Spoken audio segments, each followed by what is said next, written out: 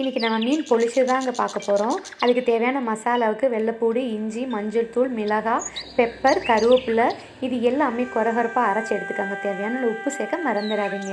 நான் இங்கே அயலை மீன் தான் எடுத்திருக்கேன். உங்களுக்கு பிடிச்ச மீன் எடுத்துக்கோங்க. மசாலா தடவி 10 நிமிஷம் ஊற வச்சுருங்க. ஒரு தோசைக்கல் அடுப்பில் வச்சு அதில் கொஞ்சமாக எண்ணெய் ஊற்றி முக்கால்வாசி மீனை ஃப்ரை பண்ணி எடுத்துக்கோங்க. இதுக்கு கிரேவி தயார் பண்ணலாமா? அதுக்கு 2 தக்காளி, 2 பெரிய வெங்காயம், கடுகு தாளித்து அதில் போட்டு நல்லா முக்கால்வாசி இதையுமே வேக வச்சுக்கோங்க. தாராளமாக கருவேப்பிலை சேர்த்துக்கோங்க. கொஞ்சம் போல் மிளகாத்தூள், கொஞ்சம் போல் மஞ்சள்தூள், தேவையான அளவு உப்பு கிரேவிக்கு சேர்த்துக்கோங்க. கிரேவி வெந்ததுமே வாழை இலையை வாட்டி அதுக்கு மேலே கிரேவியை வச்சு நம்ம ஃப்ரை பண்ணி வச்சுருக்கிற மீனையும் அது மேலே வச்சு மறுபடியும் மசாலாவை கிரேவியெல்லாம் அதுக்கு மேலே போட்டு வாழை இலையை நல்லா கட்டி தோசைக்கல்லில் வச்சு ஒரு 10 நிமிஷம் சிம்லேயே வச்சு 2 பக்கம் திருப்பி போட்டு வேக வச்சு எடுத்து சாப்பிட்டு பாருங்கள் மக்களே. இது ஃபுல் வீடியோ நான் போட்டிருக்கேன். மறக்காமல் செக் பண்ணி பாருங்கள். எப்படி இருக்குன்னு சொல்லுங்கள்.